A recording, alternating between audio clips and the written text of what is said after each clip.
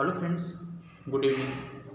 आज हम बात करेंगे शेरशाह के उत्तराधिकारियों के बारे में।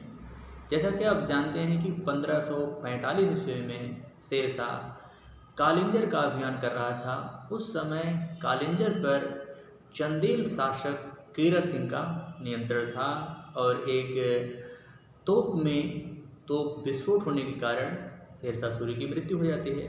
हालांकि वह कालिंजर के किले पर नियंत्रण करने में वह सफल रहा। शेरशाह की मृत्यु के बाद उसका पुत्र जमाल खां इस्लाम शाह के नाम से वह शासक बना। 1545 से लेकर के 1553 ईस्वी तक वह शासन किया और शासन तथा प्रशासन के मामले में वह शेरशाह सूरी से भी आगे था और वो अपने पूर्वजों के द्वारा प्राप्त विरासत को यथास्थिति में बनाए रखा, बल्कि शेरशाह से भी बड़ा उसने साम्राज्य स्थापित किया।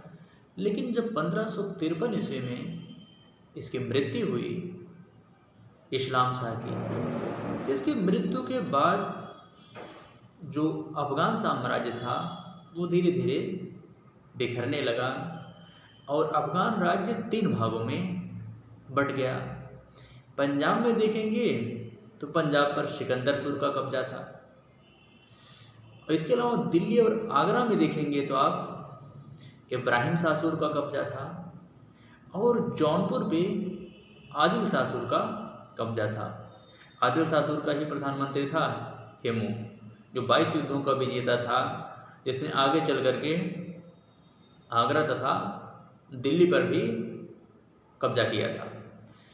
अब सिकंदर सूर की बात करेंगे तो पंजाब में आप देखेंगे तो सिकंदर सूर को हुमायूं ने पराजित किया, तो हुमायूं का पंजाब पर नियंत्रण हो गया और उधर पंजाब पर नियंत्रण करने के बाद हुमायूं आगे बढ़ा। उसने दिल्ली और आगरा पर भी अपना नियंत्रण स्थापित कर लिया।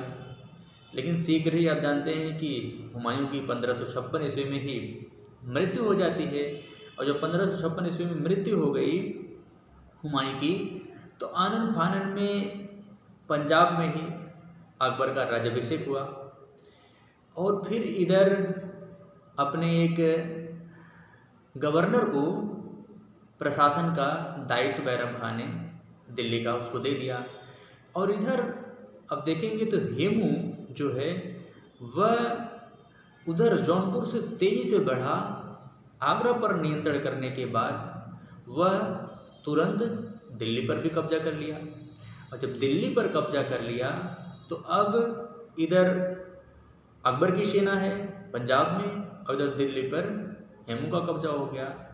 तो जाहिर सी बात है अब हेमू इधर दिल्ली से पंजाब की तरफ बढ़ता है और उधर से पंजाब की तरफ से अकबर और बैरम खान दोनों उधर से बढ़ते हैं। दोनों की सेनाएं आमने सामने पानीपत नामक स्थान पर मिलती हैं। इस तरीके से 1556 ईस्वी में पानीपत का द्वितीय युद्ध होता है और पानीपत के द्वितीय युद्ध में दुर्भाग्यपूर्ण तरीके से अब देखेंगे तो हेमू पराजित हुआ और मारा गया।